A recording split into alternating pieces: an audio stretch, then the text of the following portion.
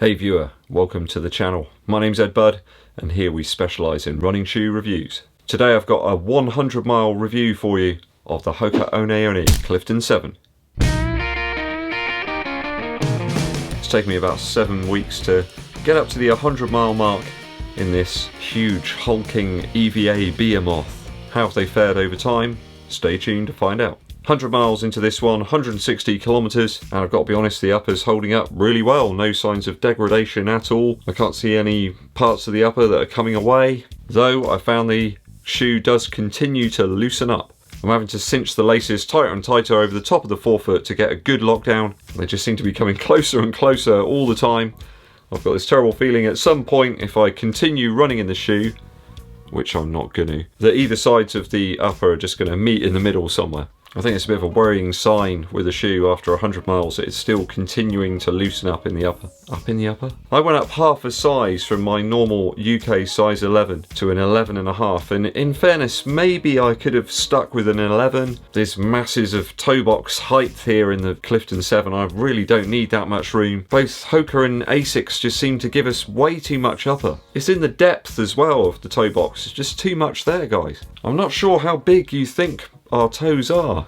People with size 11 or 11.5 feet. Gotta say though, the upper's relatively comfortable. Does feel a little bit synthetic.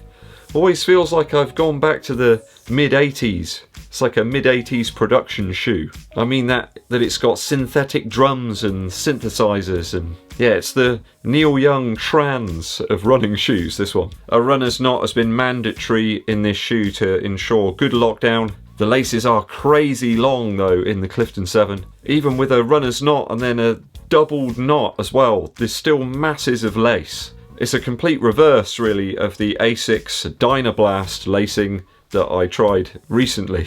I've been using this one exclusively really for daily running, average paces, keeping it nice and easy. The upper and the general feel of the shoe just don't really fit with speed work or doing any kind of tempo stuff.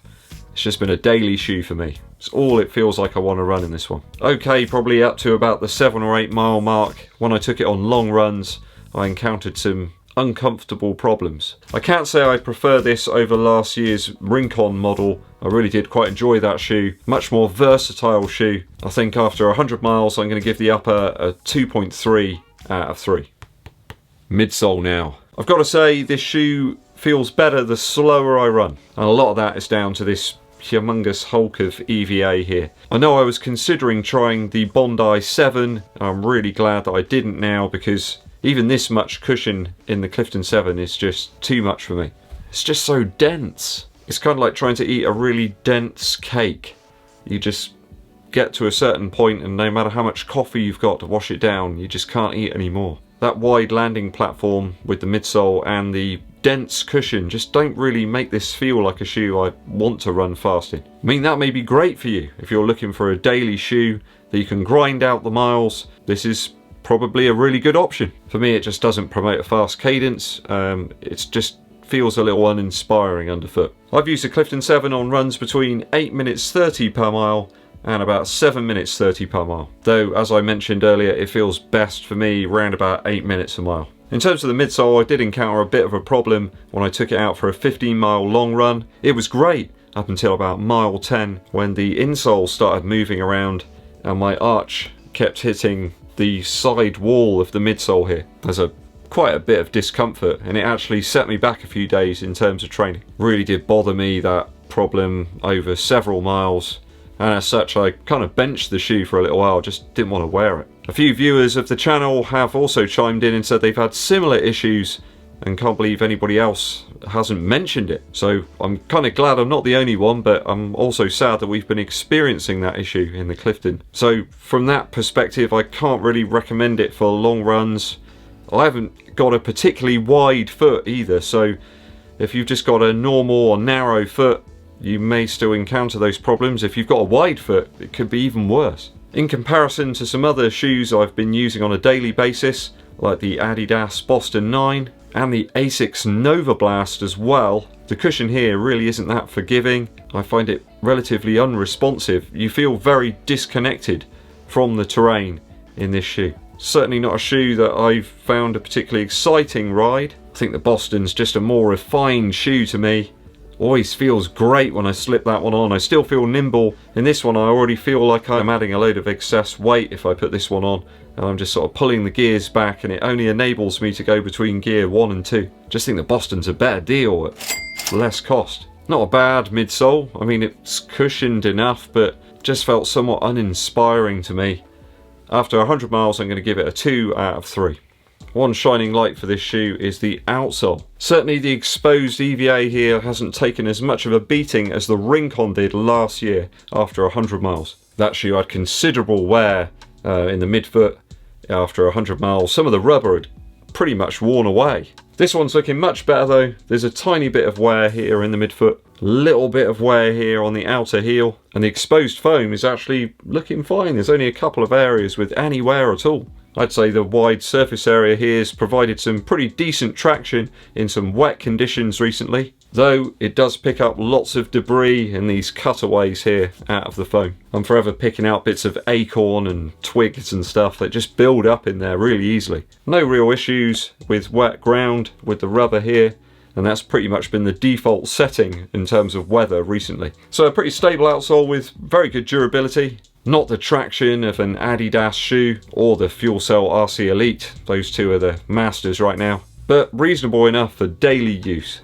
I'll give this one a 2.5 out of 3 after 100 miles, which is a slight improvement from my initial review. Value now. Value wise, 125 Earth credits. It's a bit steep, I think, really, for a not very versatile daily shoe. I think the price is pretty high actually in retrospect for a shoe that features some relatively old tech now. I think they've released this shoe and reinvented it so many times, I'm not really sure I see the magic. I think there's undoubtedly better shoes out there for less money right now. More versatile shoes, cheaper options that are more easily available to try out. There's really not that many places you can try out a Hoka these days. I mean, you could look at the Reebok Energy 2, you can pick that up for a steal. The cult classic Adidas SL20, you can pick that up. You could get 3 of those for the price of this. Some of you may love the level of cushion here, perhaps some runners who are heavier built, but over 300 grams in my size, I just don't need that sort of cushion. It's just such a heavy option when there's so many lighter options out there. I think if you're after a daily shoe that's going to take a fair old beating, that's got an abundance of cushion with a reasonably spacious toe box, then the Clifton could be for you. I'm going to give this a slightly lower value score than in my initial review, a 2.2 out of 3 for value after 100 miles. So if I total the scores up there correctly, that should give us 9 out of 12 for the Hoka One One Clifton 7.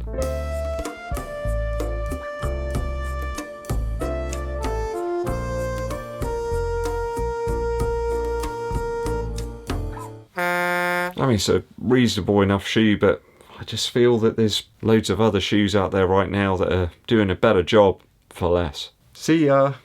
Today, I've got a film recommendation for you. I'm a big Star Wars fan, and I've really enjoyed the new Star Wars films that have come out over the last few years. But my favourite, above all, has been Solo. I remember The Guardian commented about this film that it does exactly what you want. And that is so true. It hits all of the targets for me for a Star Wars film. It's got that sort of fun old adventure spirit. Chewie's in there. That just makes the Star Wars film way better. A young Lando pops up as well. He's looking pretty fly. And I really like the story as well. There's not too much messing around.